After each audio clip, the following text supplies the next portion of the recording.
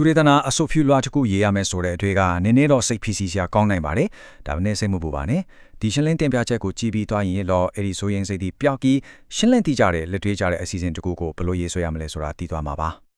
ဒီတင်ပြချက်မှာအဓိကပြောချင်တဲ့အချက်ကတော့တူရတနာအဆုဖြူလွှာကိုအားကောင်းတဲ့ပုံစံချမ်းတစ်ခုအနေနဲ့ရှုမြင်ဖို့ပါပဲကဲအခုဒီပုံစံချမ်းကိုဒီဆောက်မဲ့အဓိကအဆင့်ကြီး၅ခုကိုတစ်ချက်လောက်အတူတူကြည့်လိုက်ကြရအောင်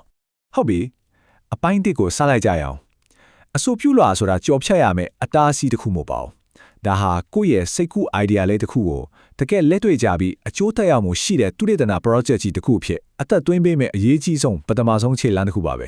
ဲဒီမဲခေါင်းကတော့ရေးကြည့်ရတယ်ဘာလို့လဲဆိုတော့ဒီမဲခေါင်းကအဆိုပြုလွှာအပေါ်မှာထားတဲ့ကျွန်တော်တို့ရဲ့ရှုမြင်ပုံကိုပြောင်းလဲပြီးနိုင်လို့ပါပဲအဆိုပြုလွှာကိုလုံယုံတက်တက်လွှတ်ရမယ့်အလုပ်တစ်ခုလို့မမြင်တော့ပဲကိုယ့်ရဲ့သူရတနာခရီးလမ်းကိုအားမရအောင်ပူဆောင်ပြီးမဲ့မဟာဗျူဟာမြောက်ကိရိယာတစ်ခုအဖြစ်စပြီးမြင်တက်လာစေမှာပါဒီ slide မှာတကယ်စိတ်ဝင်စားဖို့ကောင်းတာကခိုင်မာတဲ့အဆိုပြုလွှာတစ်ခုဟာဘလောက်တောင်အရေးကြီးတဲ့လုပ်ငန်းဆောင်တာတွေကိုလုံဆောင်ပေးတယ်လေဆိုတာပါပဲဒါဟာကိုယ့်ရဲ့သူရတနာကိုလမ်းကြောင်းရှင်းရှင်းလင်းလင်းဖြစ်စေတယ်တကယ်ရောလက်တွေ့လုပ်လို့ရပါမလားဆိုတာကိုစမ်းသပ်ပေးတယ်နောက်ပြီး project တစ်ခုလုံးဘာကြောင့်လုပ်တဲ့တယ်ဆိုတော့ခိုင်လုံတဲ့အကြောင်းပြချက်ပေးနိုင်တဲ့မဟေဗျူရာမြောက်အစီအစဉ်တစ်ခုလိုပါပဲကဲပုံစံချမ်းတိစောက်ခြင်းရဲ့ပထမဆုံးအဆင့်ကိုဆက်သွားကြည့်အောင်ဒီအဆင့်မှာတော့အရန်ချေပြန့်တဲ့ခေါင်းစဉ်တစ်ခုကိုခြုံပြီးတော့အာယုံစူးစိုက်မှုရှိရဲ့တကယ်သူရနာလုပ်လို့ရတဲ့အဓိက idea တစ်ခုဖြစ်အောင်ပြောင်းလဲရမှာဖြစ်ပါတယ်အဆိုပြုလွှာဒီပေချခံရတဲ့အဖြစ်အများဆုံးအကြောင်းရင်းတွေထဲကတစ်ခုကတော့ဒါပါပဲခေါင်းစဉ်ကအရန်ကိုကျေပြန့်လွန်းပြီးဘယ်ကိုဦးတည်နေမှမတည်တဲ့ရှင်းလင်းတဲ့လမ်းကြောင်းမရှိတဲ့အကြောင်းပါဒီမှာကြည့်လိုက်ရင်ရှင်းတော့ပါလိမ့်မယ်ကောင်းမွန်တဲ့ခေါင်းစဉ်တစ်ခုကဘသူကိုဘာကိုဘယ်နေရာမှာဘယ်ချိန်မှာဆိုတဲ့မိခွန်းတွေကိုဖြေပေးနိုင်ပါတယ်အဲ့လိုဖြစ်မှကိုယ့်ရဲ့သူတည်တနာကတိတ်ကြတယ်နည်းနည်းတယ်ပြီးတော့လက်တွေ့မှာလည်းစီမံခန့်ခွဲလို့ရနိုင်မှာပါဆိုတော့သူတည်တနာကွာချက်ဆိုတာဘာလဲ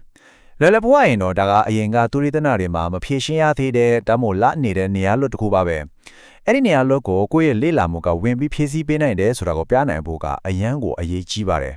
်ဒါဆိုဒီကွာဟာချက်ကိုဘယ်လိုရှာမလဲထိုင်ပြီးတော့ idea ခေါင်းငင်ကနေကြာလာတော့ကိုစောင့်နေလို့တော့မရပါဘူးဒီမှာတော့စနစ်တကျရှာဖွေနိုင်မဲ့နီးပြွာခေါင်း၅ခုကိုဖော်ပြထားပါလေဥပမာရှိပြီးသားသူတည်တနာတွေကနေ snowballing လုပ်ပြီးဆက်ဆက်အကြောင်းအရာတွေကိုလိုက်တာမျိုးဒါမှမဟုတ်အရင်ကလေ့လာမှုတွေရဲ့ content ချက်တွေကိုခွဲခြားစိတ်ဖြာတာမျိုးတွေကနေတစ်ဆင့်ကိုပိုင်ထူးခြားတဲ့ထည့်ဝင်မှုကိုဘယ်နေရာမှာလုပ်နိုင်မဲဆိုတာကိုအတိအကျရှာဖွေနိုင်မှာပါကဲနောက်တစ်ဆင့်ကိုဆက်လိုက်ရအောင် idea ခိုင်မာပြီးဆိုရင်တော့အဲ့ဒီအပေါ်မှာအငင်းခွန်တစ်ခုတိဆောက်ဖို့အုံးမစ်လိုတဲ့စာပေထန်လက်သုံးသက်ချက်အပိုင်းကိုရောက်ပါပြီဒီအပိုင်းကကိုယ့်ရဲ့ project ကိုလက်ရှိပညာရပ်ဆိုင်ရာပြောဆိုဆွေးနွေးမှုတွေနဲ့ချိတ်ဆက်ပေးမှာဖြစ်ပါတယ်ဒီကိုကချက်ကရမ်းမှန်ပါတယ်စာပေပြန်လဲသုံးသက်ချက်ဆိုတာအရင်ကသူတေသနာတွေကိုစည်ရင်းတစ်ခုအနေနဲ့ခြားရတာမဟုတ်ပါဘူး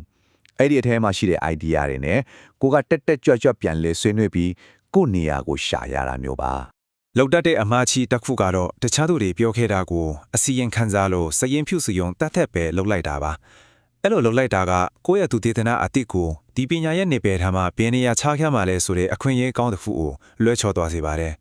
်ဒါဆိုရင်စာပေပြန်လဲသုံးသက်ချက်ကိုဘယ်လိုရေးရမလဲဒီမှာလွယ်လွယ်ကူကူမှတ်လို့ရတဲ့ 5C's ဆိုတဲ့မူပေါင်းလေးတစ်ခုရှိပါတယ်ဒါတွေကိုလိုက်နာလိုက်ရင်ကိုယ့်ရဲ့သုံးသက်ချက်ကဝေဖန်ပိုင်းခြားနိုင်စွမ်းရှိပြီးစနစ်တကျနဲ့တကယ်ထိရောက်မှုရှိလာမှသိကြပါတယ်ဟုတ်ပြီ idea ရှိပြီးအငင်းအခွန်တက်အခြေခံအုံးမြစ်လည်းရှိပြီးအခုဘယ်လိုလုပ်မလဲဆိုတဲ့လက်တွေ့အကြဆုံးအပိုင်းကိုရောက်လာပါပြီဒီအပိုင်းမှာတော့ကိုယ့်ရဲ့သူတေသနာအမိခွန်းတွေကိုဘယ်လိုအတိအကျဖြည့်ရှင်းသွားမလဲဆိုတာကိုအသေးစိတ်ဖော်ပြရမှာပါဒီစနစ်ပိုင်းမှာအဓိကကျတဲ့ဆုံးဖြတ်ချက်တစ်ခုကတော့ quantitative လို့ခေါ်တဲ့ပမာဏဆိုင်ရာသူတေသနာကိုသုံးမလား qualitative လို့ခေါ်တဲ့အရေးအသွေးဆိုင်ရာသူတေသနာကိုသုံးမလားဆိုတာပါပဲလွယ်လွယ်ပြောရရင်တစ်ခုကကင်းကနန်းတွေစရင်အင်းတွေနဲ့ theory တွေကိုစမ်းသပ်တာဖြစ်ပြီးနောက်တစ်ခုကတော့စကလုံးတွေအတွေ့အကြုံတွေကိုအခြေခံပြီး idea တွေကိုနည်းနည်းစူးစမ်းတာပါဘယ်တစ်ခုကိုရွေးမလဲဆိုတာကတော့ကိုယ့်ရဲ့သူတေသနာမေခွန်းအပေါ်မှာပဲလုံးဝမူတည်နေပါတယ်ဒီစရာကအတုံးများတဲ့အချက်အလက်ခွဲချမ်းစိတ်ဖြာနည်းတချို့ကိုဖော်ပြထားတာပါဥပမာဒီမှာတဲ့ analysis ဆိုတာ interview တွေလို့စာသားအချက်လက်တွေထဲကနေအဓိကကျတဲ့ပုံစံတူအကြောင်းအရာတွေကိုရှာဖွေတာပါ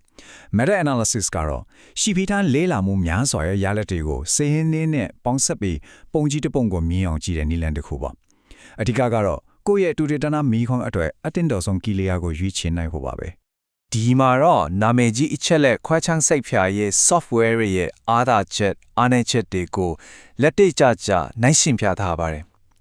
ဥပမာ SPSS က300လွယ်ပေမဲ့စေကြီးတယ် R ကအလကားရပေမဲ့လေးလာရတာနည်းနည်းခက်တယ်ဒါကကိုယ့်ရဲ့နီးစနစ်ပိုင်းဆိုင်ရာစီစဉ်မှုအတွက်ဘာကိုရွေးချယ်မလဲဆိုတော့ကြိုစဉ်းစားနိုင်အောင်ကူညီပေးမှာပါကဲနောက်ဆုံးအပိုင်းကိုရောက်လာပါပြီဒီအပိုင်းကတော့ကိုယ့်ရဲ့ project က idea ကောင်းယုံ theory ခိုင်မာယုံနဲ့မပြီးဘူးလက်တွေ့မှာတော့အလုပ်ဖြစ်ပါမလားစီမံခန့်ခွဲနိုင်ပါမလားဆိုတာကိုတက်သေးပြရမယ်အပိုင်းဖြစ်ပါတယ် ဒီမှာတော့တာမန်သူသိစနာ project တစ်ခုရဲ့အချိန်စရာကိုခန်းချမ်းနဲ့ပြသထားတာပါလုပ်ငန်းစဉ်တစ်ခုလုံးကိုရှင်းလင်းပြီးစီမံခန့်ခွဲနိုင်တဲ့အဆင့်၄ဆင့်ခွဲပြီးဖြောပြထားတာကိုတွေ့ရမှာပါအစပိုင်းပြင်ဆင်ချိန်အလယ်ပိုင်းအကောင့်ထဲပေါ်ချိန်နောက်ပိုင်းပုံဆက်သုံးသက်ချိန်နဲ့အပြီးသက်ချိန်ဆိုပြီးတော့ပေါ့ ဒါတော့တကယ်အတွေ့အကြုံရှိရတဲ့သူတွေပြည့်အကြံဉာဏ်ကောင်းတစ်ခုပါကိုယ့်ရဲ့အစီအစဉ်ထဲမှာအမြဲတမ်း buffer time ကိုထည့်ထားပါဘာလို့လဲဆိုတော့တကယ်လက်တွေ့မှာအလုပ်တွေကထင်ထားတာအထက်အမြဲတမ်းလောအချိန်ပိုယူတတ်လို့ပါပဲ